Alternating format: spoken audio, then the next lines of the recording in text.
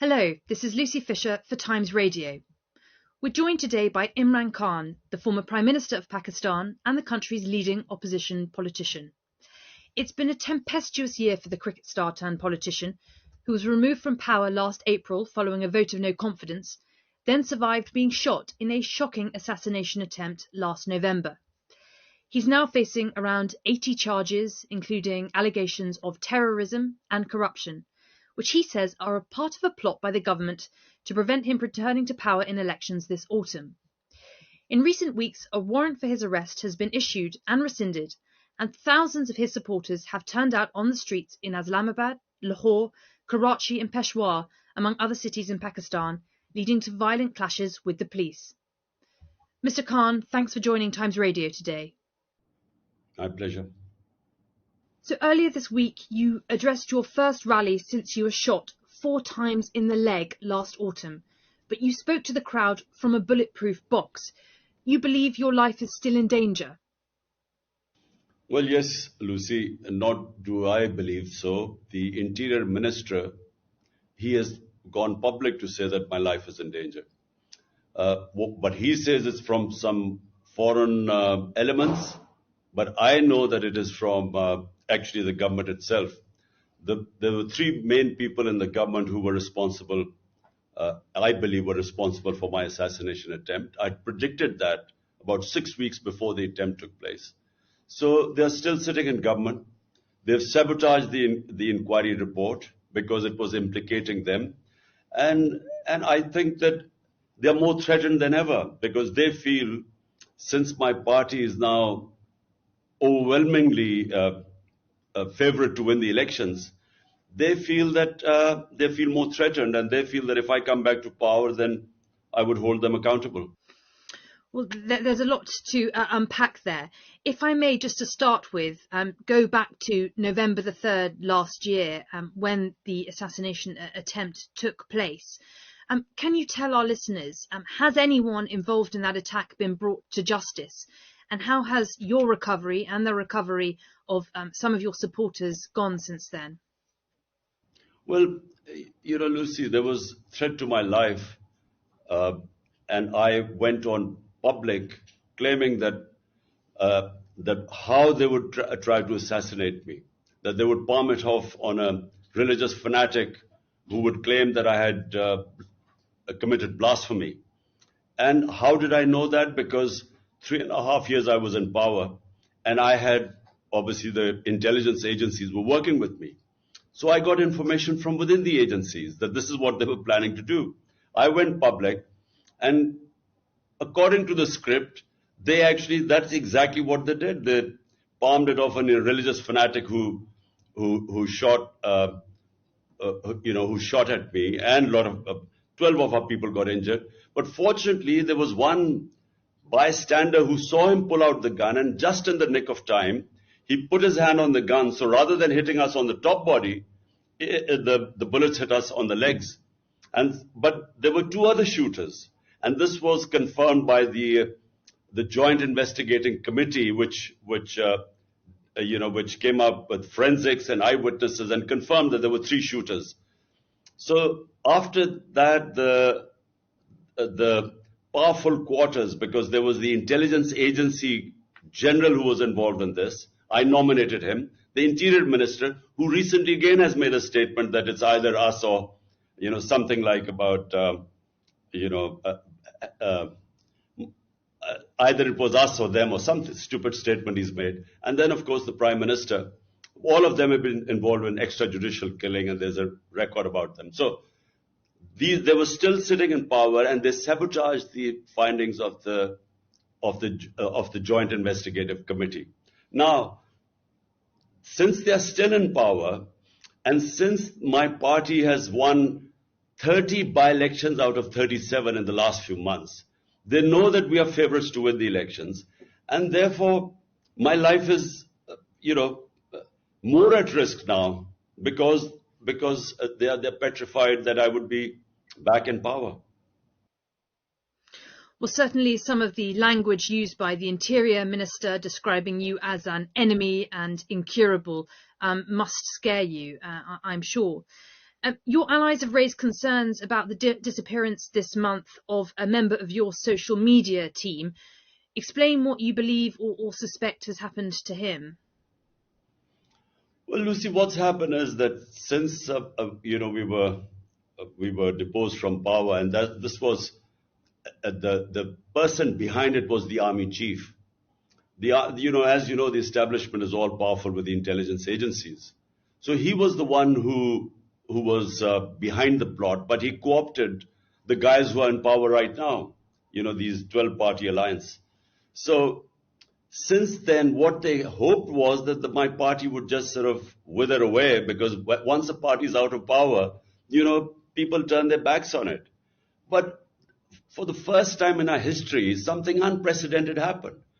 Hundreds and thousands of people came out on the 10th of April. My government was removed on the 9th, 10th of April. Hundreds and thousands of people came out on the streets. Now, when that happened, everyone was taken by shock, including the establishment. So rather than the popularity going down, with time, my popularity and my party soared to heights which no party in Pakistan's history is as popular as my party PTI is right now. Therefore, that's when this plot was hatched to have me removed.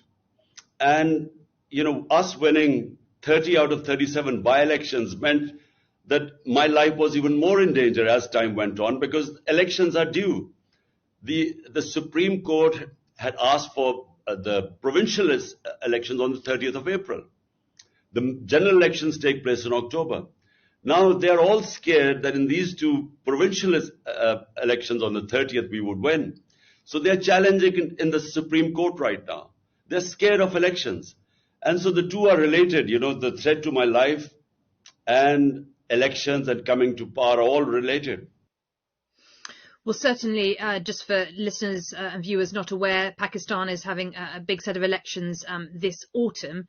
Of course, you may not be allowed to stand, Mr. Khan, if you are convicted on some of the charges which you are currently accused. This includes corruption, the suggestion that you sold state gifts while in office and hid your assets, and more recently, charges of terrorism. What's your response to these allegations? Well, Lucy, let me just put the record straight. There are 140 cases against me right now, which include blasphemy, which includes sedition, which includes 40 cases of terrorism. 40 cases. Now remember, this country has known me for 50 years. I'm probably the longest known Pakistani and the well-known Pakistani, in 5 decades. So no one believes that I have broken the law, because I've never broken the law in my life. In fact, my movement is called Movement for Justice, Rule of Law. So none of all these cases, whenever they go to a trial court, I get bail because there's nothing in the cases. I mean, for instance, I'm accused of terrorism. Now, how am I accused? Some party members do a peaceful demonstration outside the election commission. I'm sitting in another city and I'm charged with terrorism. Or I go and make a court appearance, and so there are a lot of followers there. We go in and come out, and there are 3 terrorism cases. So no one believes this, and whenever it goes to court, they get set aside. So your contention is that these are politically motivated cases brought against you? Look, Lucy, never in our history has anyone had 140 cases against me. And the rate it's going, I'm soon about to score my double century. The problem is that, the cases they are slapping against me, no one believes them. Now, for instance, the so-called corruption case, what is it? For 70 years, the law in Pakistan is that whether it's the Prime Minister, the ministers, or any generals, whenever they get a gift, it has to go to something what is called Tosha Khana. There, they decide the value of the gift. Then they give you an opportunity. Do you want to retain it? If you retain it, in the past it used to be 20%, used to pay and you used to take the gift. Mm-hmm. Now, in my time, it was 50%. So this is the law. Everything is on record. So whenever this case goes into court, this will be again dismissed. So, as you mentioned, there have been protests when you have been called to court. Your supporters have been out on the streets in cities across Pakistan. There have been violent clashes with the police. What's your message to your supporters now? Would you urge them to eschew violence? Lucy, look, let me correct the record again. My people have never indulged in violence, and I'll tell you why. A party that wants elections does not want violence, because violence is one thing that would delay the elections. Now, we've been asking for elections. The government parties do not want elections. So they have been blaming security. One is lack of funds and the other is security situation for delaying the elections. Now, if we were indulging in violence, we would actually be helping the government's narrative about lack of security. So my people have always been told that we do not want to have any clash or any violence. Now, you talked about my social media active, the guy who was my advisor, Azhar Mashwani, then our social media head in the southern province of Sindh. They have both been abducted. We do not know their whereabouts. They have disappeared for 7 days. But this is not the only situation. In the last 7 months, my chief of staff was abducted. He faced custodial torture. He was stripped naked. He was tortured. He was a professor from the US, who came back to help me. Then my Senator Azam Swati, this is all on media, you can Google it. He was picked up for tweeting. He made one tweet against General Bajwa, and on that tweet, they picked him up. They beat him in front of his grandchildren first. Then they took him to another place where they again stripped him naked. They tortured him. And this is all documented. So why are the supporters worried when the police comes with an illegal? There was no arrest warrant.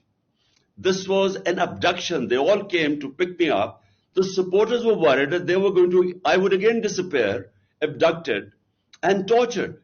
So this is and then they know that these are the same people who tried to kill me. Hence you see the worry amongst my supporters. They have never attacked the police. The police attacked my house with an illegal arrest. They came to pick me up. And from 3 sides, there were rangers, there were police, there was an armored car.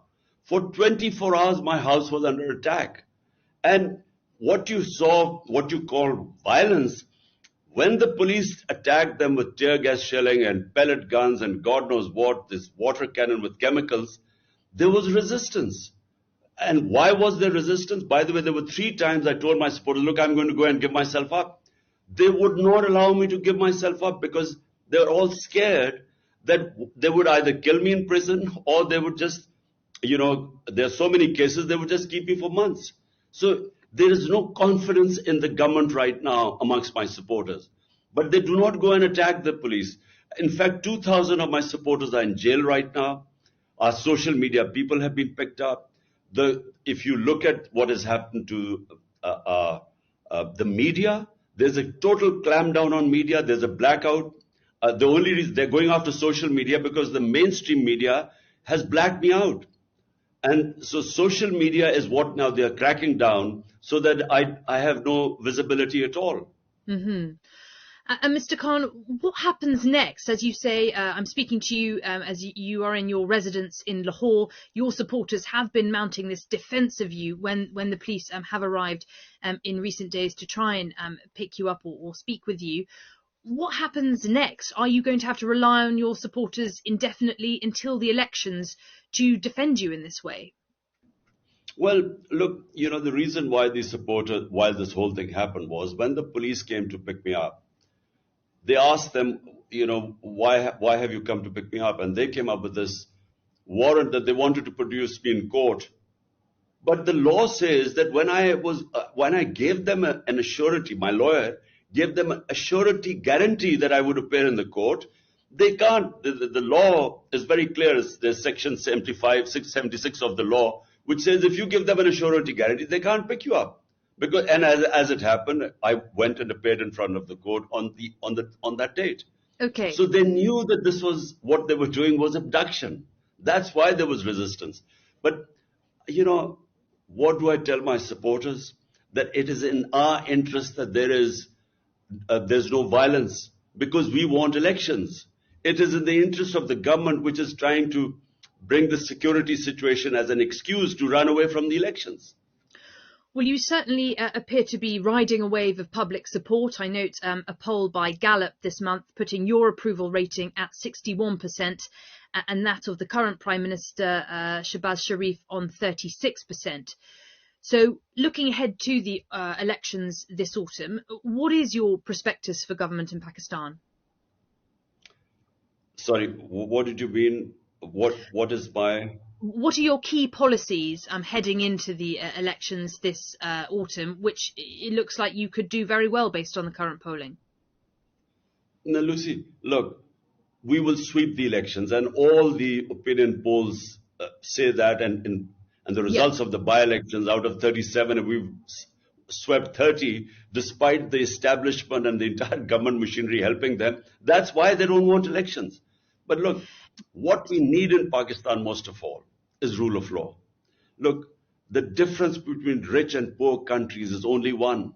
Rich countries have rule of law and hence prosperity, and our countries are plundered by their own ruling elites because they're above law. This is the struggle, not just in Pakistan.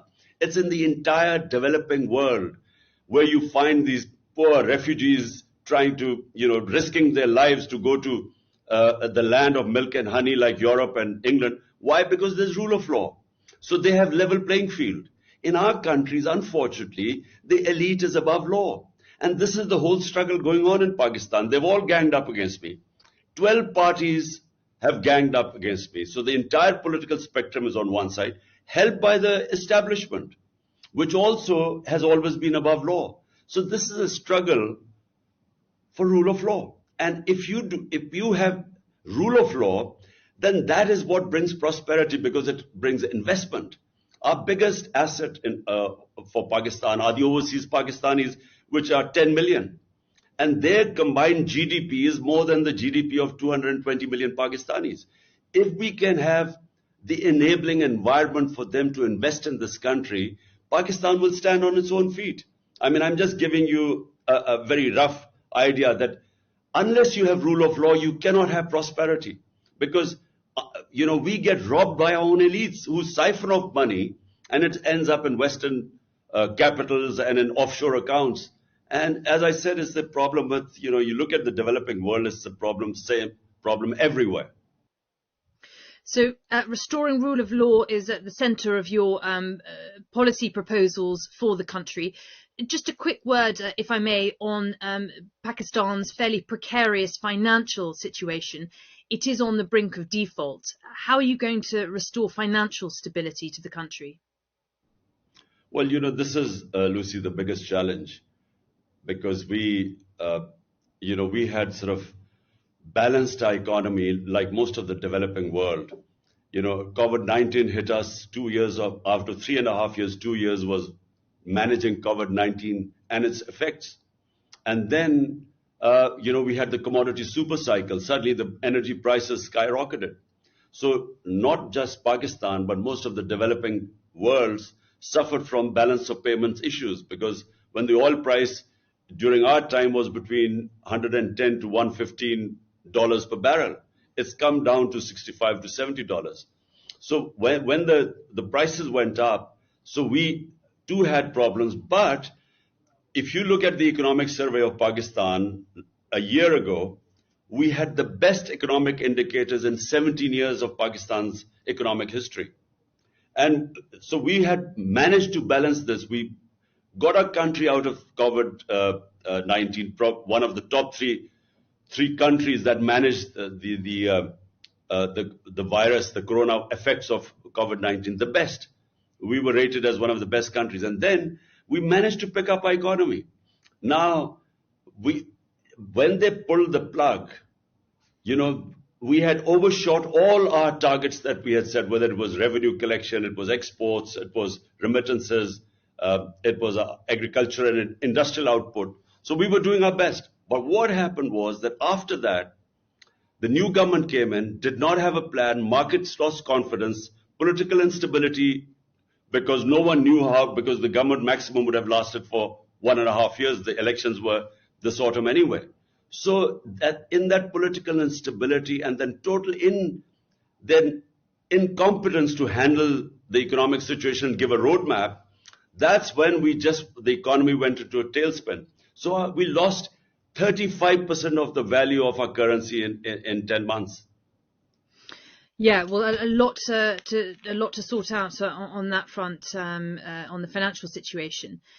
Mr. Khan, just a final word then about cricket and where cricket perhaps meets politics to bring your former life and your current life together, if I may. Tomorrow, the biggest franchise tournament in world cricket returns when the 16th edition of the Indian Premier League gets underway. India has banned Pakistani players from taking part since the Mumbai terror attacks in 2008, and there's no sign of that ban being lifted. The Board of Control for Cricket in India has long been accused of using this ban as a political weapon. My question to you is, would you call on other cricketing nations like England to push for Pakistani players to be allowed to play next year? Well, it is unfortunate, the relationship between Pakistan and India. There's a lot of arrogance in the way India now behaves in the cricketing world as a cricketing superpower.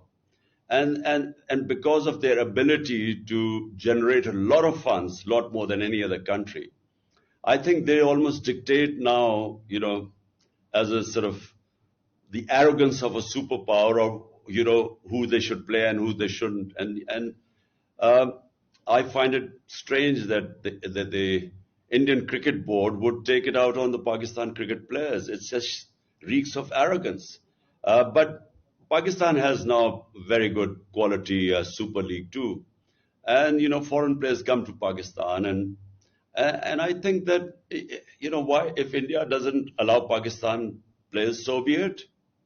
Pakistan should, we have excellent a clutch of young cricketers coming up, and so we shouldn't worry about it. And of course, back in the day, you used to play for Sussex and I believe for Worcestershire. Have you, by chance, caught the current racism scandal that has beset English cricket? Look, I haven't had much time to watch cricket. To follow that. My life has sort of, hasn't given me the spare time in the last 4 years. But I read about the Yorkshire racism scandal, and look, from the time I started, and I started in 1971 as a teenager, and from that time to when I was finishing cricket in the sort of mid 80s, I saw a change take place in England. There was a lot of open racism in English cricket, in county cricket when I started. And by the end of my career, somehow, if there was racism, it went undercover. You did not have overt racism by the time I finished in the sort of mid to late 80s. But when I started off, there were all the time racist remarks on the cricket field. It was, even the Pakistanis, especially in the north of England, would suffer racism. There were these skinheads who were very, anyone was a Paki and they would abuse you in the streets. So it gradually began to change. And, by the time I finished, there was much less racism. Well, I'm glad to hear it diminished during your time playing cricket. Clearly, it seems from the latest scandal there is still some way to go, but thank you for commenting on that. That's all we've got time for today. Imran Khan, former Prime Minister of Pakistan and cricketing star, thank you so much for joining Times Radio. My pleasure, Lucy. Thank you.